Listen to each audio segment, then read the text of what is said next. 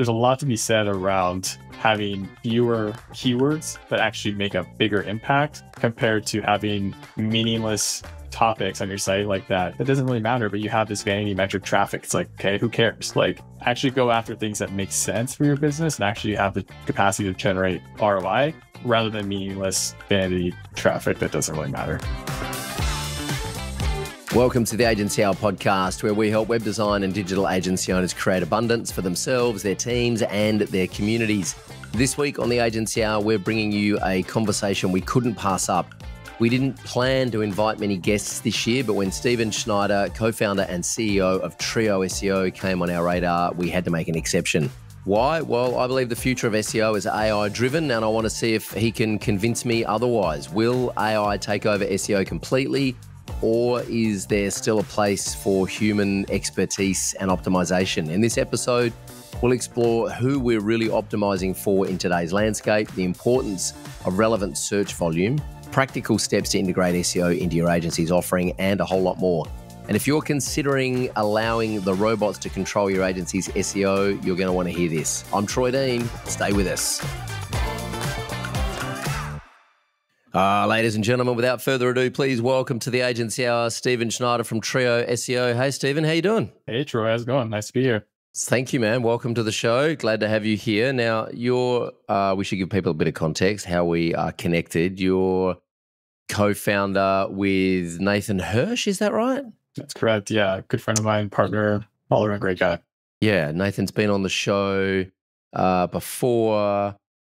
Just give people, just so that people understand the context, just give people a little bit of background. How did you meet Nathan? How did your worlds collide? It was very serendipitous, just through LinkedIn randomly. I was kind of just coming out of my first company, and then I obviously went on LinkedIn because where else are you going to find a job elsewhere nowadays? And went into a startup, worked there for like 6 months. Long story short, hated my life, hated every second of it, quit on the spot with no backup plan. Went back to entrepreneurship, and then kind of met Connor Gillivan, who's Nathan's longtime partner, met Nathan, and we just started small talk, texting, nothing really serious. And then I was like, hey guys, if you want to do something together, like we should definitely explore that. And one thing led to another, and Trio SEO was born. Wow.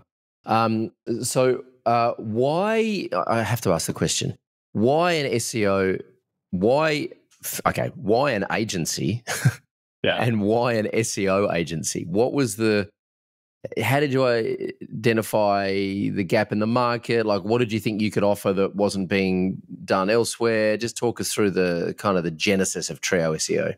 Yeah. So my first company, I co-owned a portfolio of blogs and websites, and kind of was in the like buy, build, flip kind of Wild West era of SEO and affiliate marketing and all that sort of stuff. So we were publishing like 300 to 400 articles per month across our portfolio of brands.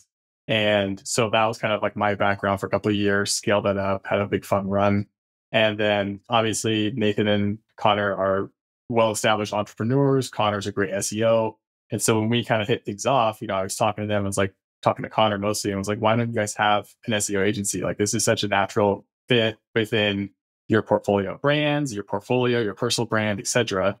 And he's like, oh no, we have it all mapped out. Like, we have like a 20-page document of what we would do and how we would do it, but we don't want to run it. We're not operators. Like, we kind of each have our own skill sets. And so I pretty much pitched myself and was like, well, I have the blueprint of how to pretty much run content at scale and do it really cleanly and efficiently. So if you guys can find some beta clients, like, let's hit the ground running and test this thing out. And so that's what they did. And they pretty much we bootstrapped it within 30 days, had some beta clients, and kind of like just instilled the same strategies that we've been doing for our own companies, and then hit the ground running and just kind of brought it to life. And when did Trio SEO start? How long have you been around? Just over a year. So about October, I think we had like an August to October period of just like bootstrap, build a website, get it up and running, clean and dirty. And then October was kind of like when we publicly launched. So I have to ask, because with the advent of AI and everything that's going on with AI, like, at some point, did someone say this is a really bad idea because we're going to be out of business in a year because AI is just going to eat us alive? Like, was that a concern? Of course. I mean, yeah, everyone says that. I mean, but I think that, if you kind of hear that, you must be doing something right to some degree.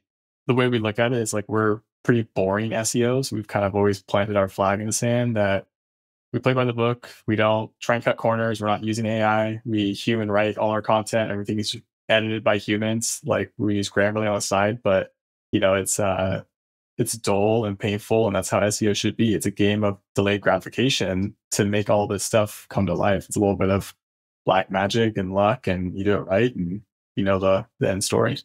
So do you feel like there's a play? I mean, it is a science and an art. I remember starting out, 150 years ago when SEO was kind of quite easy, really. And it is a science and an art. Do you feel like AI has a role in SEO? And just for those listening, because I know there's a lot of agencies that will be listening to this that will be tempted to add SEO as a service, particularly after what we talk about and what you guys offer. But they'll also be saying, well, this is a short-term play because all my clients are just going to have AI do the thing. And I mean, frankly, some of the AI tools that we're using are incredible.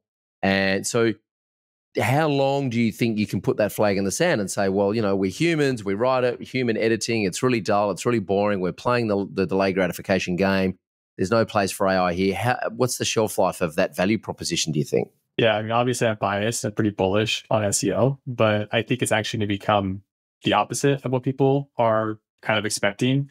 I think that kind of the counter narrative to that is, people are going to be looking at, okay, when Google and the .com boom came, like SEO first exploded because they were like, how do we get our company's website on Google? And that was like the first kind of gold rush. Well, now we have people coming to us and say, how do we get our company in ChatGPT? How do we rank for AI? How do we do all this sort of stuff? And so the game will change inherently, as it should. But the people who are playing the game longer than those who quit because of the fear or the kind of insert other object here is what will kind of determine the rest of the kind of how the cards are dealt. So do you think that SEO will pivot to, there's a couple of schools of thought here, is that SEO stays the same, but the search engine is no longer Google. The search engine will be Perplexity or, whatever interface you're using to search the LLM. Or do you think, because I have some thoughts on this myself, which I'd be curious to talk about, and I think we're probably in agreement, but do you think the SEO becomes LLMO? Like we're just optimizing to get it into the search bots rather than this, like Google itself, you just won't be. I mean, I have this whole kind of, I'm waiting for spatial computing to really be kind of viable so that I can divorce myself from a computer screen because I hate looking at computer screens. Nothing personal. It's just not good for my brain. And so I'm really looking forward to putting on my smart glasses and my little nanopods in my ears and just talking to AI and interacting with the internet that way. And then at that point, like I'm not searching on a search engine on a screen. I'm just asking my agent questions and it's going and getting me the best results. So does the data that we're then publishing for companies and optimizing metadata, then the metadata we're optimizing for AI search rather than a traditional search engine? Is that kind of where you see things going? I think so. I think that the kind of crazy futuristic scenario that you just described is definitely like the one side of the conversation. Like that would be amazing. Like we're looking at what a dream state is.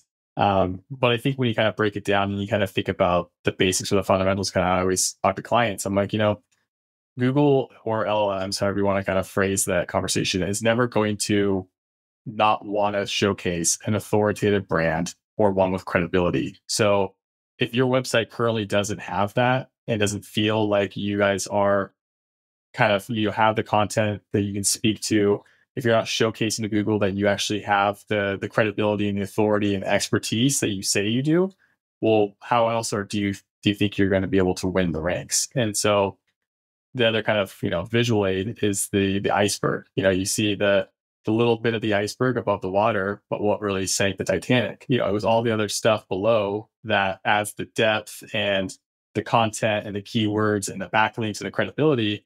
And you look back at the end of the day and the site that is a homepage and a contact page is left in the dust compared to the site that's service pages, about page, a full blog, a podcast, a marketing strategy. Like the giant is going to succeed at the end of the day because of that authority that they can kind of, press forward with.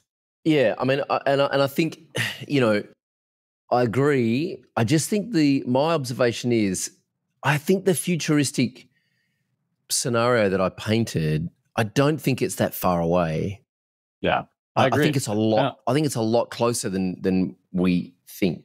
This is a philosophical conversation, but my theory is that people are going to resist letting go of their keyboard and their monitor for a long time because they don't know what else to do, and they're comfortable in front of their keyboard and their monitor. A lot of people hide behind the keyboard and the monitor, right? And I frankly can't wait to get rid of the fucking thing because I just want to be free. I want to move. I want to be able to walk. I want to be able to play guitar. I want to be able to do whatever I want to do and still communicate with people and not have to go and look at a computer. So whenever my team are like, oh, we need to jump on a Zoom call, I'm like, you can jump on a Zoom call. I'm on the phone. Do I really need to look at a screen? Can you here's this report. Great. Tell me the numbers. I don't need to look at a spreadsheet. Tell me the numbers, right?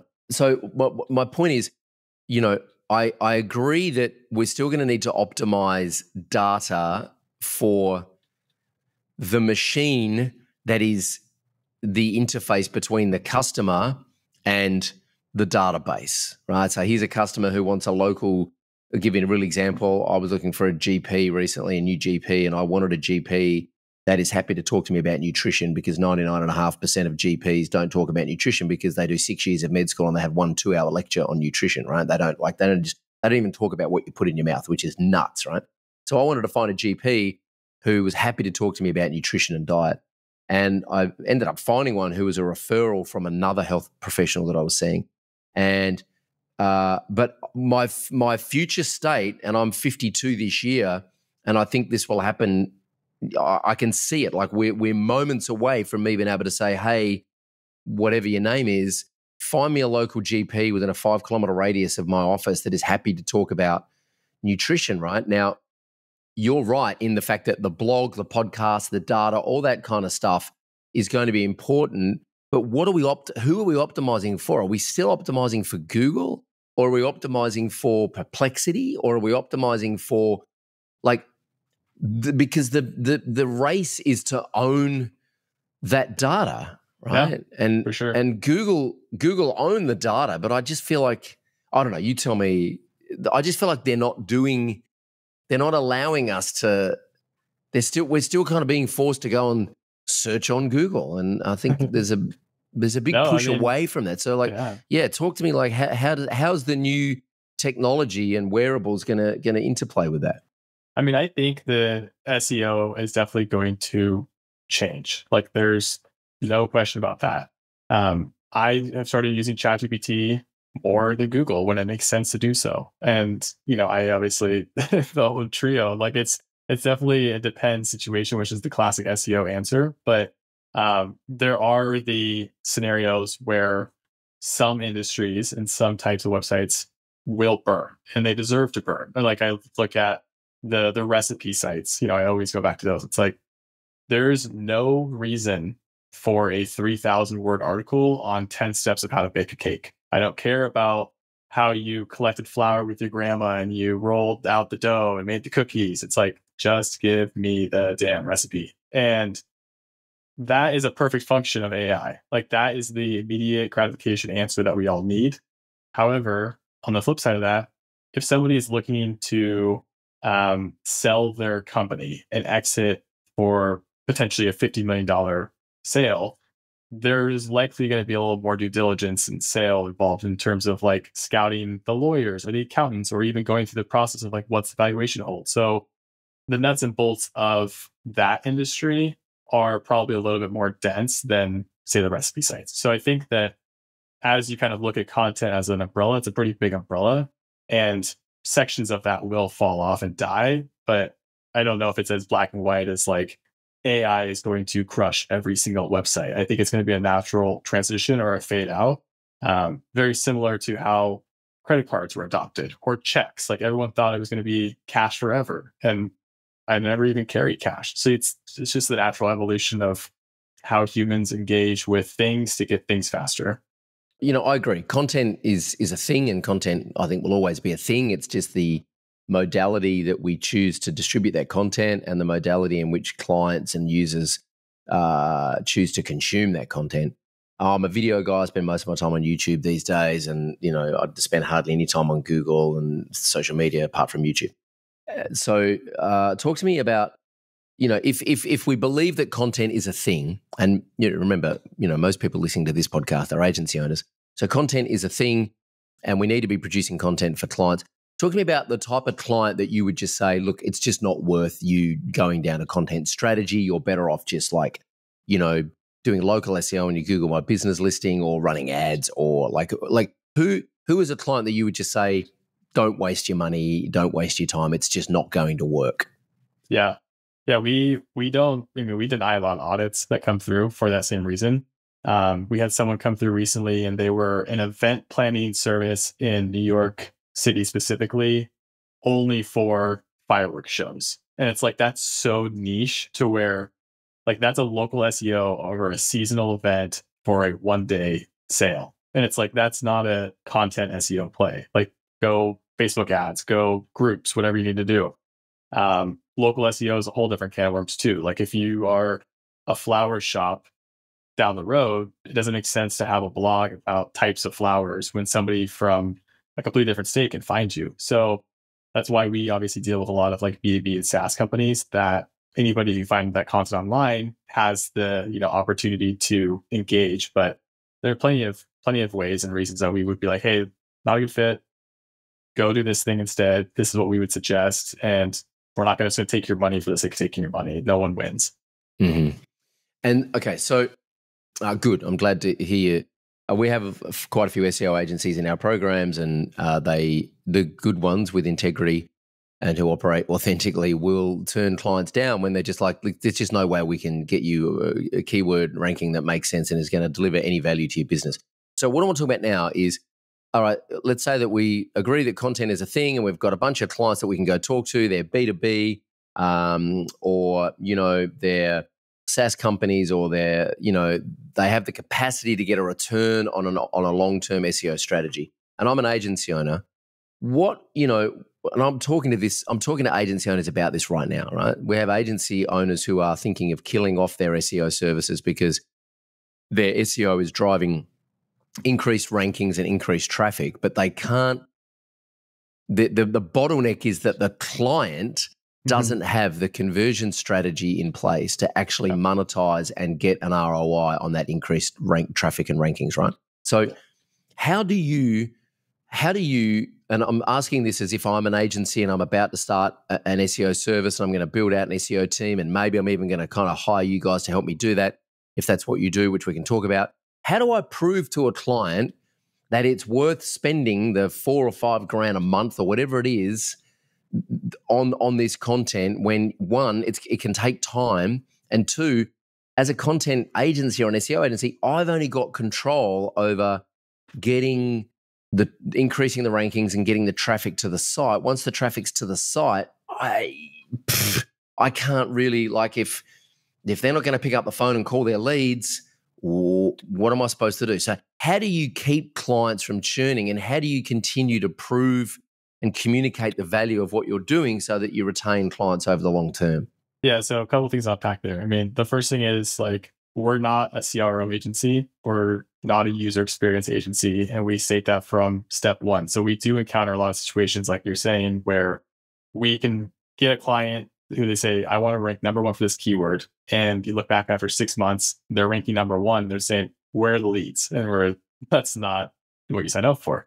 Obviously, that's not what you want to hear, or nor do you want to tell the client. So the CRO aspect and the user experience of all that sort of stuff is a huge component of what we do in order to either educate the client and help them internally to make decisions. Every client that works with us gets a free CRO UX audit. And like I said, we're not claiming to be experts, but we've owned enough websites over our lifetime that we know good from bad, do from don't. So we go through every single page, we redline it, we take screenshots, and we say, look, this is what's bad. Here's how we would change it, et cetera, et cetera. If they can't implement that, or they don't have capacity internally to make that, do a 180, we can help bring in somebody and maybe assist to bring that and shape it. Lead magnets are another great thing. So if we're working with a client and potentially they come to us and say, hey, another client of ours, X and Y's, was a huge win, great case study of ours, because they came to us and they said, we have this calculator on the site. It's one of the best calculators in the industry. Drive as much traffic to this thing as possible. We'll take care of the rest. Perfect. Great relationship. So we kind of try to look for tools or any kind of medium that would facilitate that, because nobody's going to go to the blog or go to the web page and immediately book a discovery call. Like, it's not how people work. So you have to be able to find that medium in order to facilitate the conversation and bring people into the ecosystem that allows them to nurture them and, keep it going from there. So education, I guess, is the big thing. It's just making sure that there's transparency and expectations set throughout that entire lifeline. But I mean, others had a conversation. If we have a client potentially that we're looking to work with and they have no dev, no internal team, one-man show, really successful business, and they have no capacity to improve their website, like, that's not a good fit for us, because then we do our job and they're mad at us thinking that didn't work when we have the data, like you said, where we have the clicks and the traffic and all that, but there's no conversion. So it's just about making sure that you look back and it's like, is this going to be a win for them? It's like, we can do our job correctly. And if they don't see the results, then probably not.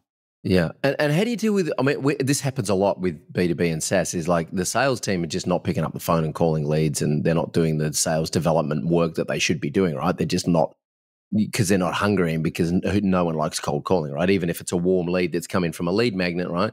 What happens at that? Like, you go, well, that's not our problem. Sorry, we've driven that. Like, this is what you hired us for.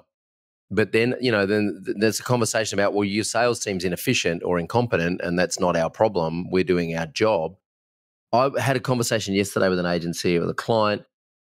There's a slightly different case as well. It's like they're cancelling the service because they're too busy. They're like, we're at capacity. We're too busy. Like, we don't need any more leads, so we're cancelling the SEO. And the agency's just like... That's a first. Right. So I'm curious, like, do you literally just report on like rankings and traffic? Like, here are the rankings, here's the traffic, we've done our job? So we look at like the SEO fundamentals, which are kind of like what everyone would say, like the clicks, the impressions, the organic traffic, the blah, blah, blah, like what you kind of justify as SEO. And then we actually work with them to know whether there are specific KPIs for them, and then tailor that to each of their reports. So like if there are like lead magnet downloads, or maybe it's booked calls or Calendly links, like whatever that KPI metric is to them that says, yes, this is a win-win, that's what we then report on. And that's how we then justify that, like, yes, this is working. But kind of going back to the other side, it's like the traffic could be there and maybe like there's just too much friction in how their site's designed. So then we have to work with them on that. So even though we have a specific KPI in mind, like now we have to almost shape the page itself to funnel toward that KPI, because people are not, conversion experts, nor are they graphic design experts. So it's like kind of takes an army of people to be like, okay, if I'm looking at this through an unbiased lens, like what am I seeing that's wrong with this? And I've never even wanted to reach out to you for services. So just kind of goes back to that at the end of the day. By the way, if you are an agency and you're managing multiple client websites on WordPress, which I know a lot of agencies still are, you might want to check out our friends at WP Remote. Akshat and the team there do an amazing job of allowing you to manage all of your WordPress websites from one dashboard. They have a series of plugins to help you get your clients' WordPress websites under control and performing better. They have Airlift for performance and speed. They have a malware security plugin. They, of course, have Blog Vault for backups, and they have WP Remote, which is a remote dashboard that allows you to manage all of your clients' WordPress websites from one place. So go and check out wpremote.com. And if you're coming to any of our live events this year, you'll probably see some of the team, because they are a partner of ours at our live events here, and we're big fans and we use WP Remote ourselves. So go check them out. I'm selfishly asking this, but I think there's lessons in this, right? I've always, for some reason, started out selling a WordPress plugin that nobody looked for. Nobody knew they wanted it until they saw it. And they were like, oh, holy shit, that's a good idea. It's a white label video tutorial plugin that taught people how to use WordPress. And we sold it to agencies, so agencies could just install it, and then their clients would know how to use WordPress, and they didn't have to teach their clients how to use WordPress, right? It was a really good plugin. I eventually exited that business. There was no search volume for it, right? Zero search volume for it.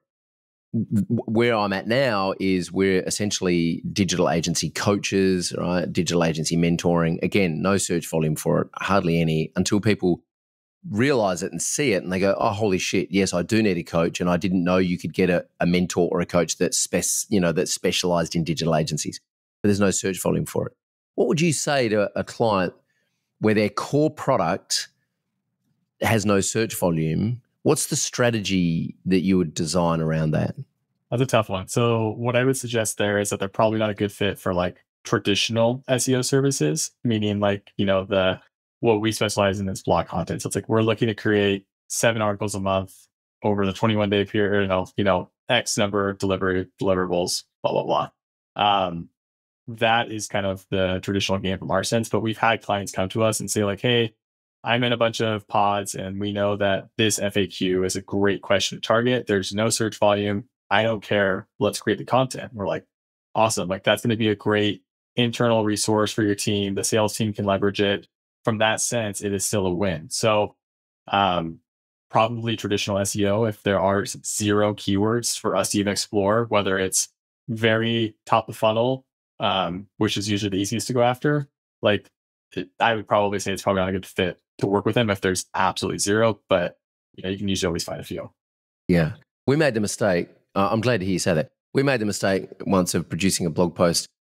We got a lot of feedback that, we don't know how to spell in our emails. And it was because we spell Australian. So we put like a U in the word color. We spell enrollment with 2 L's or 1 L or whatever it is. And, the Americans, God love them, were like, oh, you don't know how to spell. I'm like, well, actually, we do. We just spell things differently to you. And so I said to the team off the cuff one day, I said, we should publish an article about the difference between Australian, US, and English, UK English, right? British English. So someone on the team did. And that blog post pulls in, up until recently, about 60% of our traffic, and it's completely irrelevant to our business. And those people are never going to become customers. So we killed that blog post recently and just redirected it to the homepage because we're idiots and we don't know what we're doing. And also because there's no search volume for digital agency coaching. There's, very little. Randomly, we have actually picked up at least 2 clients that I can think of off the top of my head who have told me they went searching for a digital agency coach and found us, right? So, 50 grand a year there in revenue from a search term that has about, 20 searches a month. I've always flirted with this idea, and I want to get your take on this, and I think it's, interesting for other people to hear this. I've always flirted with the idea that, well, what are agencies looking for? Usually they're looking for like how to set up an events calendar on WordPress or how to host a WordPress multi-site or, what's the best host for WordPress? Because a lot of our agencies build websites for clients on WordPress, right? Or they might do like, how do I build a brand guide in Canva? Because we have a lot of branding agencies. And I've always flirted with the idea of, the problem with that is it's very competitive now in 2025. That stuff is very competitive. And like you'd be up against WP Beginner who really own that space. You'd also attract a bunch of people who aren't agencies. So, we spend most of our money, time and effort on Facebook ads and email. So Facebook ads generate the lead for us through a lead magnet, and then email does the heavy lifting and books in the call, nurtures and books in the call.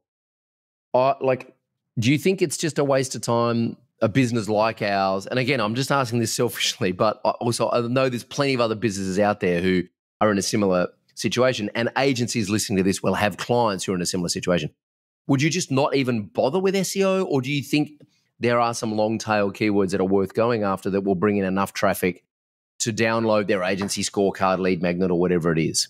I definitely would not go after anything that competes with WP, anything in that community, or even Canva. Like Canva's a beast. Like there's no chance of competing. Those are just the wrong keywords. Like you said, you're spending money on things that are casting a white net, and maybe 0.01% is your ICP. Like that's not a very good bet. What I would probably look at is like, one, look at a strategy. You could probably find, like you said, like that keyword that's worth, 20 searches a month. But those are honestly like the keywords that I've nerd out on, like from an SEO perspective, because that 20 searches per month generated 50K in revenue. It's like, that is the most high intent keyword you could possibly have on your site. And without an SEO strategy, you would have never even known. And so like, even though it doesn't require 100 blogs and 20 service pages or whatever the strategy might be relative to your XYZ industry, having that one page on your website that's dedicated to that SEO keyword was a meaningful impact. So there's a lot to be said around having fewer keywords that actually make a bigger impact compared to having meaningless topics on your site like that, the language thing you said.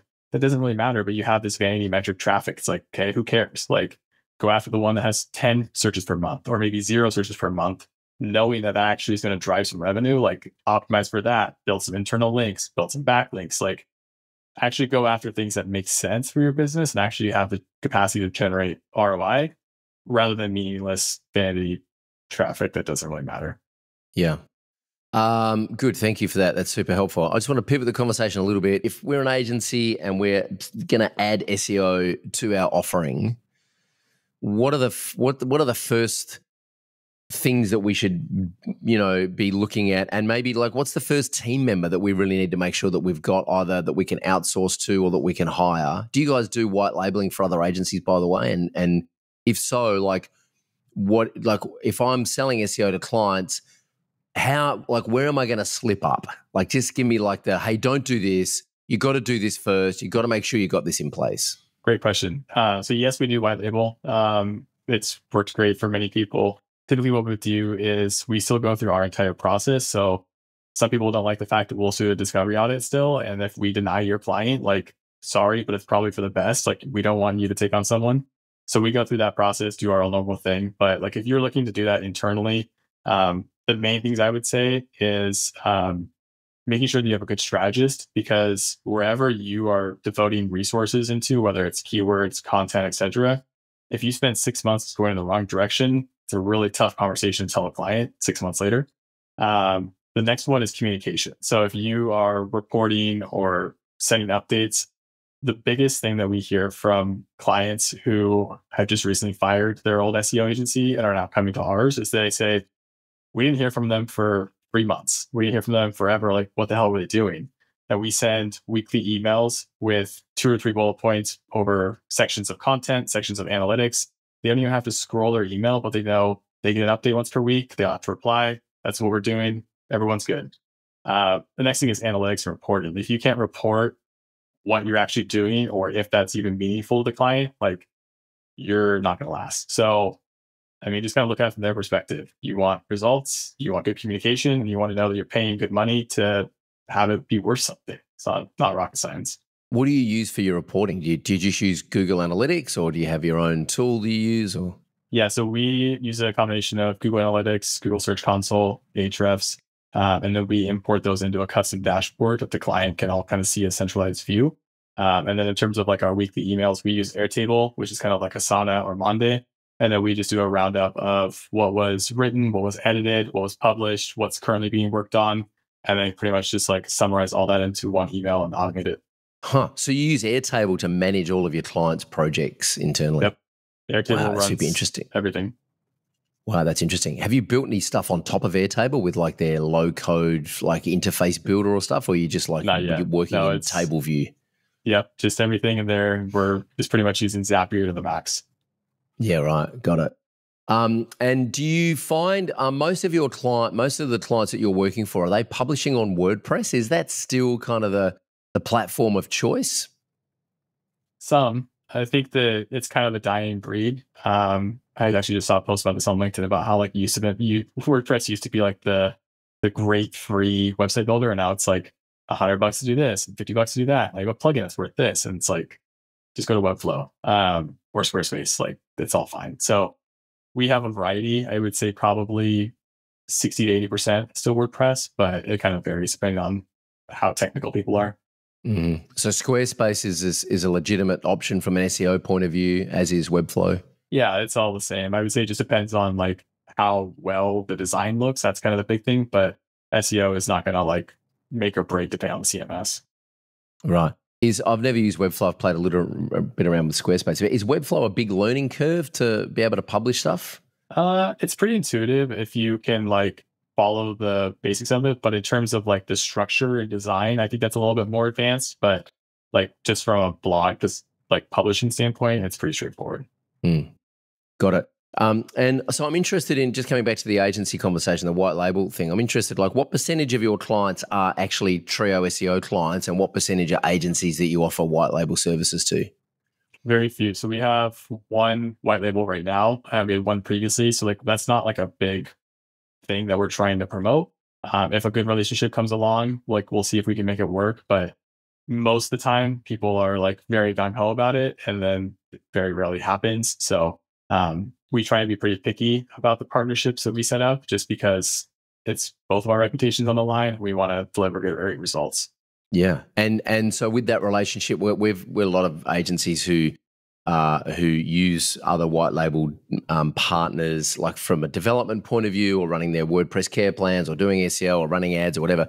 And usually what happens is the agency that's interfacing with the client, the mistake that they make is that the horse bolts too early before they have enough knowledge to actually design a strategy, right? And so how do you keep up with what's going on in the SEO world? Like, who do you learn from? Who do you follow? What are the resources you use to keep up to date with what's happening, so that you can stay in front of developments, and so that you can be offering your clients the most relevant strategy based on what's happening in the marketplace? I live on LinkedIn. That's kind of like the only place that I really consume knowledge nowadays. I think that there are just so many. Oh yeah. I mean, I publish content daily. Nathan and Connor, we also all publish content, like just kind of building personal brands, building Trio, use it for leads, like great use of finding network and partners. Like if we need to tap into XYZ specialist, and just people are always like pushing content out there. It's kind of one of the hidden gems, I would say, of content creation, or is kind of starting to get there. So yeah, there's so many smart people that are just like releasing guides on like technical SEO audits. And I'm like, I'm not a technical guy, but like I'm going to save this and dive into it later, or AI advancements and how they're using this, or, anything. It's just like people are eating it up, and I love it too. What's the strategy on LinkedIn if you're posting content on LinkedIn? Is there a call to action? Are you then saying, hey, if you want help with this, like, what do you do? Like DM me, or go here and book a time? Like, how does it work? Yeah, so you can convert your profile, like your individual profile, into like creator mode. And that allows you to then post a link right below your picture, and you can pretty much create a call to action in your profile. And you can kind of like somewhat optimize your profile, almost like a website landing page. And then when you create content, you can create what's called a carousel, which is pretty much like a multi-page PDF, like a swipe reel.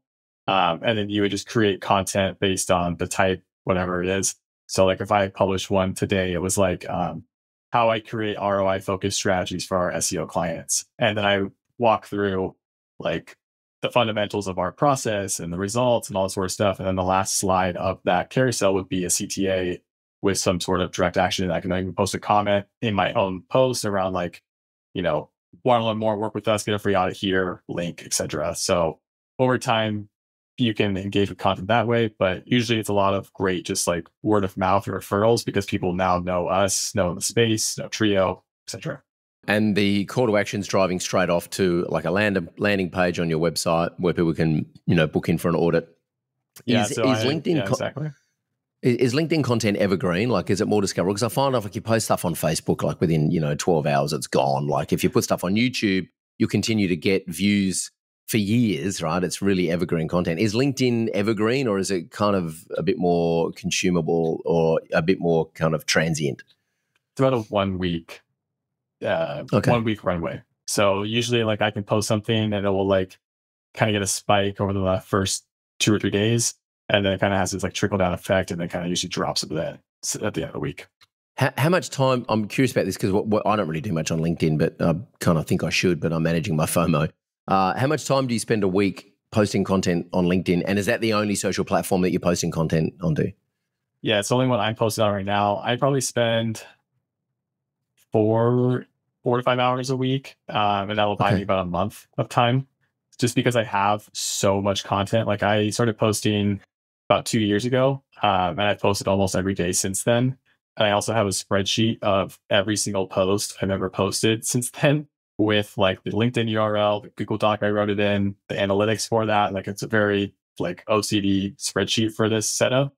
And then if I ever need to, I have it categorized by like the type of content, whether it's on-page SEO, off-page, whether it's an agency focused, whatever it may be. And then I can like go back and be like, okay, I posted this post 2 months ago and it performed really well. And I want to like redo the design. Like, let's drop it back into play and reshape some stuff. And like, I just have so much content now that I have to do less work to get the results, but I also try and mix some new content. So it's just less, vague. Got it. Yeah. And you manage all that in Airtable, right? I did for some time, and then we hired a designer and he preferred Sheets. So I switched over, but yeah. Right. Love it. Love it. What's the biggest frustration you've got right now in your role? You're the co-founder and CEO of Trio SEO. So you're not only like working with clients and doing the thing, but you're running the business, growing the team. How big is the team at the moment now? But so it's me, Connor, and Nate, kind of 3 founders, and then we have about 10 full-time people overseas, and then we have about 10 or so contractors that we tap into as needed. Got it. What's your biggest frustration right now? If you could wave a magic wand and fix something in the next 7 days, what would it be? It's always sales. There's always something with sales. I mean, it's just like, it's such a beast of a process. And anytime you're dealing with human psychology, there's always so many unknowns and nuances that I wish I could just, have all the answers. But I feel like that's everybody who's ever in this position or in a sales position where you're like, you think you just have it all figured out and then curveball. So. And is it who are you doing sales, or do you have a sales team? Nate leads sales, and then we just hired a biz dev, kind of like a scheduler and kind of appointment setter, blah blah blah. And then I'm pretty interlooped in with like the client meetings, onboarding, and like anything that would be more of the closing side of things. Got it.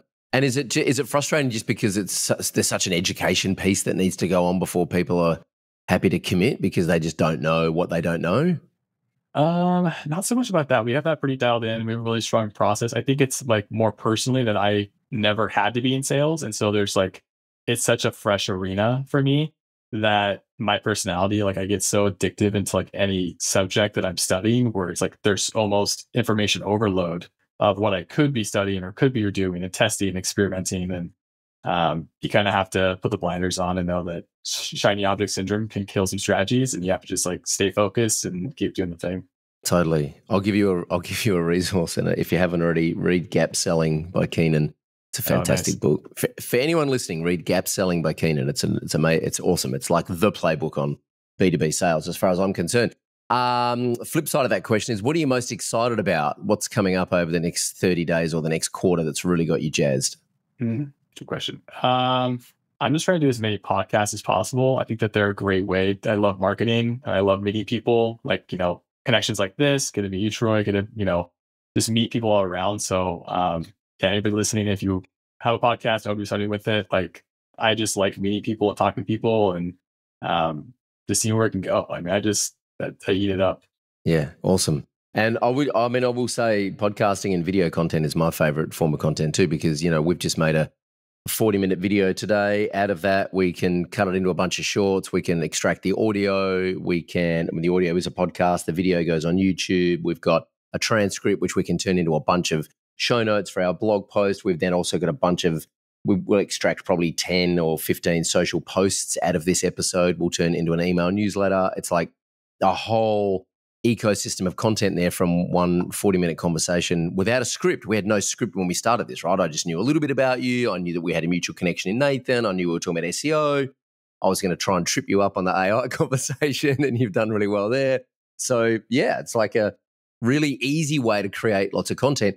The one thing that trips people up is they get self-conscious about, watching themselves or hearing themselves on camera and the speakers. And my advice is don't just record it and then don't watch it back. Just publish it and let other people hate on you, because they will, and that's fine. That's just all part of the game. So, hey, Stephen Schneider, thank you so much for joining us on the Agency Hour. I really appreciate your time, and all the best with Trio SEO. Keep in touch. Would love to hear how things unfold, and I look forward to seeing what happens with AI and spatial computing over the coming years. Thank you so much. Thanks for having me on. Really appreciate it. Awesome. Thanks for listening to the Agency Hour podcast, and a huge thanks to Stephen for joining us. Next week on the Agency Hour, we are shaking things up with a special co-host. He's a beloved figure, a true legend in the Agency Mavericks community, and someone we're always excited to chat with. Who is it? Well, you'll have to tune in to find out, but trust us, you won't want to miss this one. Okay, folks, remember to subscribe and please share this with anyone you think may need to hear it. I'm Troy Dean, and remember, Oreo has made enough cookies to span 5 back and forth trips to the moon.